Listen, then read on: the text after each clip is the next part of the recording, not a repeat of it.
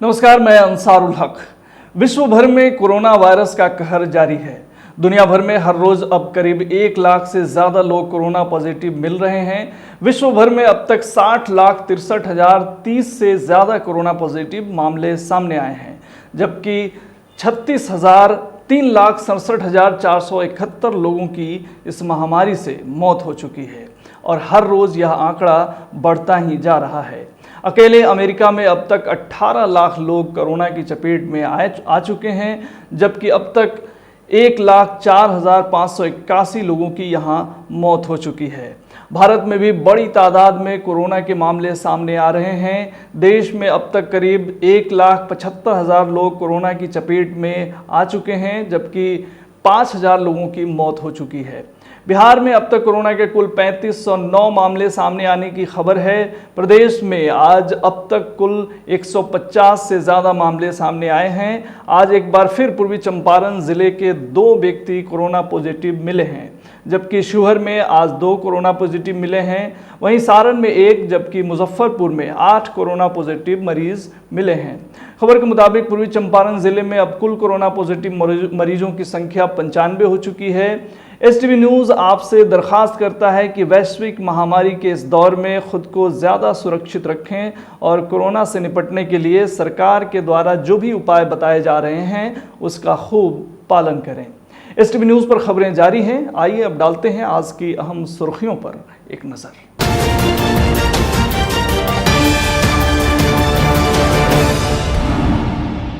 Corona का कहर जारी। आज फिर पूर्वी चंपारण और शिवहर में मिले 2 कोरोना के मरीज। मुजफ्फरपुर में 8 मिले, जबकि प्रदेश में कुल संख्या हुई 3,509। भारत नेपाल सीमा पर विवाद। बांध की मरम्मती को लेकर हो रहे कार्य से नेपाल को आपत्ति। पूर्वी चंपारण डीएम ने कहा जल्द होगी पैमाइश। सीतामढ़ी में हुई आगलगी की घटना, 25 घर जलकर राख। जिला प्रशासन ने की पीड़ितों की तत्काल मदद।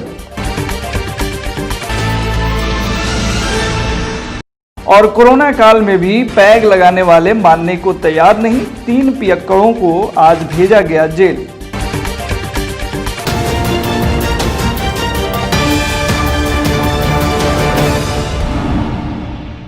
भारत नेपाल के रिश्ते को इलाके में हमेशा से बेटी रोटी का रिश्ता माना जाता रहा है, लेकिन हाल के दिनों में नेपाल की कुछ हरकतों से इन रिश्तों को खटास का एहसास हो रहा है। काला पानी को लेकर भारत नेपाल सीमा विवाद सामने आने के बाद नेपाल के चाल चरित्र में आश्चर्यजनक बदलाव देखने को मिल रहा है। अब नेपाल मामूली चीज़ों को लेकर भी कुछ इस तरह की हरकतें कर रहा है जिससे उसकी मंशा सही परिलक्षित नहीं हो रही है। ताज़ा मामला पूर्वी चंपारण से लगे इंडो नेपाल सीमा का है। सिकरहना अनुमंडल क्षेत्र से होकर गुजरने वाली लाल बकिया नदी में आने वाली बाढ़ से इलाके के लोगों को सुरक्षित रखने के लिए भारत नेपाल सीमा पर बांध का निर्माण हुआ है। बताया जाता है कि इस बांध के उस पार नेपाल का हिस्सा है, जबकि इस पार भारत का। गत वर्ष आई बाढ़ के कारण डैमेज हुए इस बांध का इन दिनों मरम्मती का कार्य चल रहा है। इस क्रम में बांध के दोनों तरफ मजबूती के लिए एक जगह बोरियां रख दी गई हैं ताकि बांध सुरक्षित रहे और इलाके में रहने वाले लोग बाढ़ जैसी विपदा से सुरक्षित रहें। लेकिन बांध को सुरक्षित रखने के लिए बांध के उस पार रखी गई कुछ बोरियों को लेकर नेपाल ने मानवीय सुरक्षा ताक पर रखकर आपत्ति कर दी है, जिसके बाद एसएसबी ने उन बोरियों को तत्काल हटवाने का निर्णय लिया। लेकिन स्थानीय गांव वालों ने इसका विरोध करते हुए बांध की सुरक्षा के दृष्टिकोण से उन बोरियों को नहीं हटाने को लेकर हंगामा कर दिया और भारत सरकार से मांग की है कि इलाके में बॉर्डर की पैमाइश कराकर पुनः निर्धारण किया जाए। स्थानीय लोगों का कहना है कि नेपाल ने नो मैंस लैंड को अवैध अतिक्रमण किया है, भारत की सीमा अंदर तक है। आज इस संबंध में हमने पूर्वी चंपारण जिला पदाधिकारी शीर्षद कपिल अशोक से फोन पर बात की तो उन्होंने जानकारी दी। ये हमारे संज्ञान में है, बल्कि आज हमने आपदा बाढ़ का जो रिव्यू किया, एक्चुअली उसमें यह है कि डायरेक्टर सर्वे ऑफ इंडिया जो है देहरादून में जी, उनको हम पत्राचार आज कर रहे हैं। लॉकडाउन के कारण उनकी टीम यहाँ पे नहीं है अभी जी, ठीक है, तो उसको जल्दी से जल्द भिजवा दे, क्योंकि एसएसबी ने अपने ही ऑर्गेनाइजेशन है जी, सक्सेसफुली रिपोर्ट किया है तो हमको क्योंकि थर्ड एजेंसी से अब वेरीफाई करवाना पड़ेगा, अदरवाइज हम जो है इस पे कुछ निर्णय ले सकते थे। और दूसरी बात यह है कि होम डिपार्टमेंट जो है उनसे भी हम इस पे वार्तालाप करेंगे ताकि वो अपने स्तर से कॉन्सुलेट जनरल और इंडियन एम्बेसी और नेपाल के जो सरकार है उनसे भी पत्राचार करे, ठीक है, क्योंकि ये इंटरनेशनल मामला हो जाता है। बॉर्डर और नो मैंस लैंड जो है डीएम के परव्यू में नहीं आते हैं, वो कंट्रोल करना उसके लिए एसएसबी गार्ड फोर्सेस रहते हैं और फिर गवर्नमेंट ऑफ इंडिया और बिहार सरकार उसको देखती है क्या करना। हम मैटर उनके नॉलेज में दे देंगे और वो सॉल्व हो जाएगा। मीनवाइल लोगों को यह है कि थोड़ा धैर्य रखना है, ठीक है, जो भी होगा सही होगा तुरंत, ठीक है। जी अभी नेपाल के साथ सर एक इंटरनेशनल इशू चल रहा है, हाँ। तो क्या नेपाल के एटीट्यूड में बदलाव आया है इन सब मामलों को लेकर के? वो क्योंकि पहले तो इस तरह का कभी ऐसा रहा नहीं इस इलाकों में। ये ऐसा नहीं कहा जा सकता है क्योंकि एसएसबी ने अगर कुछ हम लोगों को उस पर अभी सीधे कमेंट करना उचित नहीं होगा। पहले एक बार नापी करवा लेते हैं, देन हम इसमें कुछ कमेंट। जी। बॉर्डर पर भारत और नेपाल की सीमा की क्या हकीकत है यह तो पैमाइश के बाद पता चलेगा, लेकिन बांध की मरम्मती के इस मामले में नेपाल की यह हरकत कतई मुनासिब नहीं है, क्योंकि मानवीय आधार पर अगर देखा जाए तो बांध के उस पार बांध की सुरक्षा के लिए कुछ बोरियों के रख देने से नेपाल का कोई नुकसान नहीं है, लेकिन अगर बांध कमजोर रहता है तो बाढ़ के दिनों में भारत में रहने वाले लोगों के लिए यह गंभीर संकट पैदा कर सकता है। देखिए पिछले 2-4 दिनों से देखा ये जा रहा है कि नेपाल के लोग ज़बरदस्ती लाठी और फरसा लेकर के आ जाते हैं 200-400 लोग की तादाद में। वो कहते हैं कि हम बांध को बढ़ने नहीं देंगे या फिर भरने नहीं देंगे। यहाँ के हमारे लोग पूछते हैं कि वजह क्या है, तो वो कहते हैं कि नहीं ये यहाँ पे हम भरने नहीं देंगे, ये बॉर्डर पे भर रहे हो। अफसर आए, सब कुछ आया। यहाँ के लोगों का जो लोग यहाँ पे बसे हुए हैं इनका कहना है कि ठीक है कि अगर बॉर्डर उनका यहाँ पड़ रहा है तो नाप तो आप लीजिए। वहाँ के अमीन 2 मरतबा आते हैं, नापी करवाते हैं, लेकिन इंडिया की जो गवर्नमेंट है या यहाँ के अंचल अधिकारी हैं उनकी जिम्मेदारी बनती है कि यहाँ अमीन भेजें कि क्या है, कहाँ तक ज़मीन ये है। कई मरतबा लोगों ने आवाज़ उठाया लेकिन इस पर कोई सुनवाई नहीं हो रही है। जी कहने का मतलब यही है कि यहाँ का जो प्रशासन है एसएसपी, जो हम लोगों को खुद यहाँ नहीं रहने दे रहा है, टिकने नहीं देता है कि ताकि यहाँ से बोरा उठा रहा है, उधर का पुलिस ताली बजा रहा है, लेकिन यहाँ का प्रशासन जो एसएसपी है जो अपना ही जनता को मार रहा है, भगा रहा है। इस तरह का व्यवहार तो किस तरह से यहाँ का पब्लिक, अगर प्रशासन साथ देवे तो हम लोग खुद ही बांध लेंगे इस सबको। हाँ बांध तैका पता रहा एगो ट्रैक्टर जाए वाला आई पूरा घर अब हर दिन कहले ना आके जे हटाइए और माटी बढ़ाए में ढाल बना देम तो अपन फिर ऊपर घर बना ले। यहाँ पे जो अच्छी खासी फसल उगती थी वो फसल अभी ये बांध जो नेपाल से पूरे इंडिया में बांध गया। यहाँ तक कि यहाँ इसमें मेरा भी थोड़ा ज़मीन है जो कि यही एक था, खाने पीने का यही एक व्यवस्था था, जो ये भी ख़त्म हो गया। ना उसका सरकार या ठेकेदार कोई पैसा भी नहीं दिया है और जो था वो सब बांध में बांध दिया। और बोलने आए हमारे पापा जी, मैं तो एक्चुअली मैं बाहर रहता हूँ और मेरे पापा जी अगर बोलने आए तो उनको ठेकेदार बोलते हैं कि ज़्यादा बोलेंगे तो इसमें ही गाड़ दूंगा आपको मार के। परेशानी भेले बोरी सही जगह पर रखल बा और नेपाल वाला अपना प्रशासन के कह के बोरी हटवावित बा।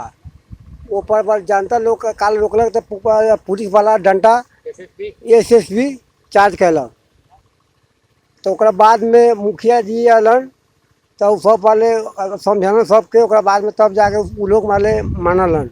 पिछले कुछ दिनों पहले नेपाल की पुलिस आई थी एपीएफ और इंडिया की बीएसएफ और एसएसबी आई थी।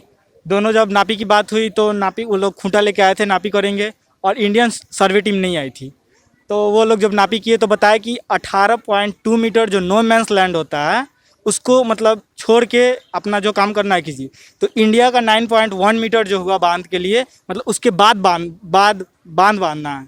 तो यहाँ के लोग बोल रहे हैं कि हमें पहले अपने जो ज़मीन जो निजी ज़मीन है खाता खेसरा जो मेरा है उसका मुआवजा नहीं मिला है और जो 9.1 मीटर के बाद बांधना चाहिए, लेकिन वो लोग क्या कर रहे हैं 9.1 मीटर नहीं लगभग 12 मीटर के बाद बांध को बांध रहे हैं वो लोग।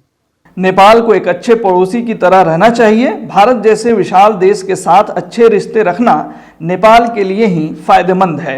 मैंने 3 कट्ठा के प्लॉट में 3 भाई के प्लॉट है, तीनों भाई के जमीन पड़ गया बांध में, ये आज तक एको को ढेवा नहीं मिला। अब उत्तर साइड से जो जमीन जो है बांध के वो छोड़ दिया, छोड़ करके हम लोग के खेत में उत्तर साइड से बांध दिया। हम कहली जाए हमार घर बाके इसके भूड़ फुटाले, इसके हम बोरी ना हटावे दे, हम तो ना बोलू हटाए ना तो बोलू जेल में हम खिचड़ी खियावे लगा, हम जेल में ले जाए आ ओला से हमरा खयत के आई बार धकेल देलक, डंडा चला देलक हमरा पर। एलंग बांध टूट के रहे तो हमनी के गांव पूरा दहा गेल, घर दहा गेल, फिर होलंग होतने जमीन हमनी के बा घर तुरवा देला के एसबी, हमनी के 4 गो बाल बच्चा बा कहाँ रही, एलंग बोरा ना हटावे देत रही तो हमनी पर डंटा चार्ज करत रहा। कहली चलाऊ डंटा, जितना चलावे के मन करे उतना चलाऊ डंटा। अगर ई गांव टूटी, गांव का सामने बोरी धैल बा, जे धैल बा उ ना उठावे दे, हम अब धरू ना धरू ई बात हमनी का कह सकली। लेकिन हमनी पूरा जनाना होके वो ठाड़ा भेली थी, जाके बोरी रुकल न तो परसों रात में उठौलन 2-4 ट्रक आए, फिर काल उठबैत रह। कहना यही है कि जब यहाँ विवाद बोरा रखना शुरू हुआ तो हम लोग कहे कि भाई नापी कर लीजिए, आप जहाँ पड़ रहा है वहाँ नापी करके बोरा रखिए। अब नेपाल से जब भी पुलिस आएंगे मिट्टी रखना शुरू करेंगे, नेपाल के पुलिस आते हैं, हाँ मिट्टी गिर गया हटा हटाओ, तो नेपाल अपने इंडिया के SSB कहते हैं ए भाई थोड़ा दब जाओ, थोड़ा दब जाओ। ठेकेदार तो लाठी के हाथे कहते हैं कि नहीं उधर नहीं गिराएंगे, हम इधर गिराएंगे, नहीं न गिरने दोगे तो FIR करेंगे और तो तुमको इसी में डाल देंगे। यहाँ पर नेपाल बॉर्डर पर जो है क्या कहते हैं कि ठेकेदार लोग बांध रहे हैं, पहले से बोरा लगा रखा है लोग, फिर उसको यहाँ से उठाने के लिए JCB मंगवा करके 8-10 बोरे उठवा दिए। हम लोग का कहना यही है कि बॉर्डर का नापी हो, जहाँ तक बॉर्डर है हमारा वहाँ के बाद में बॉर्डर मैंने नापी करके सही जगह पर उसको बोरा लगावे और काम को शुरू करे।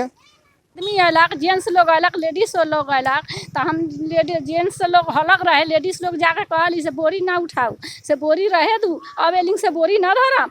नेपाल वाला कहे हमनी डूबू, तो इंडिया वाला कहे उस लोग डूबो, आप लोग बचेगा। हम कहली उस लोग तो सब दिन डूबते हैं, हम लोग तो नहीं डूबते हैं सब लोग, हम लोग तो बांध टूटता है तो बाल बच्चा के घर दहा जाता है, तो हमनी का बाल बच्चा पोता पोती रहेगा कहाँ। हमनी इतने कह सकली जी आप लोग ड्यूटी करे आए हैं, 1 महीना करेगा भाग जाएगा, हमनी का नहीं जिंदगी भर रहना है, हमनी का बाल बच्चा रहना है, हमनी का पोता पोती रहना है, हमनी का इतने जमीन है, हमनी का बाल बच्चा कहाँ जाके रहेगा। बांध कोई आज नए पर नहीं बना रहा है, ये तो लगभग आज़ादी के बाद से बांध है। इसकी मरम्मती होती है, जब जब टूटता है मरम्मत होता है, कोई नया बांध का निर्माण नहीं हो रहा है। और जब भी बांध बांधा जाता है नेपाल के बंजरहा गांव की तरफ से कोई न कोई खड़ा होकर के खुच्चड़ करता है, और वहाँ के सिविलियन को लेकर के यहाँ का प्रशासन जो है लाठी बल्लम भाला लेकर के मकई में रखे हुआ था। लगभग 700-800 लोग जो है रेडी पोजीशन में थे कि जो मरम्मत मिट्टी जो भराई हो रहा था उन लोगों को रोके और मारपीट करे। ये टूट चुका बांध, मगर आज सरकार इतना हाई महीने पैसा खर्च कर रही है, मगर ये ठेकेदार लूट खसोट का ये धंधा चला रही है। अब खबरें सीतामढ़ी से। जिले के सुप्पी प्रखंड स्थित रामपुर कंठ गांव में आज खाना बनाने के क्रम में गैस सिलेंडर फटने से आग लग गई। अचानक हुई इस आगलगी के बाद चारों तरफ अफरा तफरी मच गई और देखते ही देखते आग की लपटों ने इलाके के करीब 25 घरों को अपने आगोश में ले लिया। गांव में मचे कोहराम के बीच स्थानीय लोगों के भारी मशक्कत के बाद आग पर काबू पाया जा सका। घटना के संबंध में बताया गया है कि गांव के चौकीदार के घर में खाना बनाने के क्रम में घटना घटी है। लोगों की माने तो इस घटना में करीब 25 घर जलने की सूचना है। हालांकि इस मामले में स्थानीय वीडियो ने दूरभाष पर 20 घर जलने की पुष्टि की है।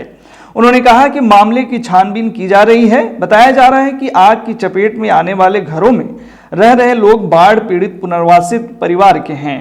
सीतामढ़ी स्थित सुप्पी प्रखंड के रामपुर कंठ में हुई इस आगलगी के बाद खबर आई है कि प्रशासन ने प्रभावित परिवारों के लिए तत्काल राहत का इंतजाम किया है।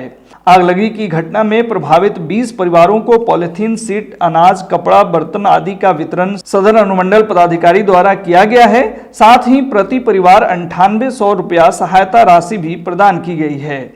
सभी पीड़ित परिवारों को स्थानीय विद्यालय में शिफ्ट कर उनके लिए भोजन की भी व्यवस्था की गई है। गौरतलब है कि मुख्यमंत्री ने कहा है कि सरकार के खजाने पर सबसे पहला अधिकार आपदा पीड़ितों का है। डीएम अभिलाषा कुमारी शर्मा ने भी अधिकारियों को निर्देश दिया है कि आपदा प्रभावितों को ससमय त्वरित सहायता पहुंचाकर ही हम उन्हें राहत प्रदान कर सकते हैं। इस कोरोना के आपदा काल में भी जिला प्रशासन अन्य प्रकार की आपदाओं के लिए भी सदैव तैयार है।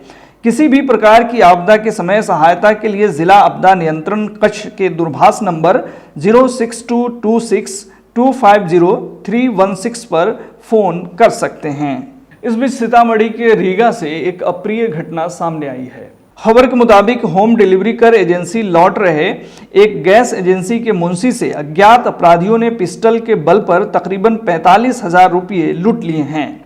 बताया जा रहा है कि रीगा इमली बाजार स्थित किशन इंडेन गैस एजेंसी के मुंशी शत्रुघ्न सिंह एवं पिकअप चालक राकेश कुमार प्रत्येक दिन की तरह होम डिलीवरी कर एजेंसी लौट रहे थे।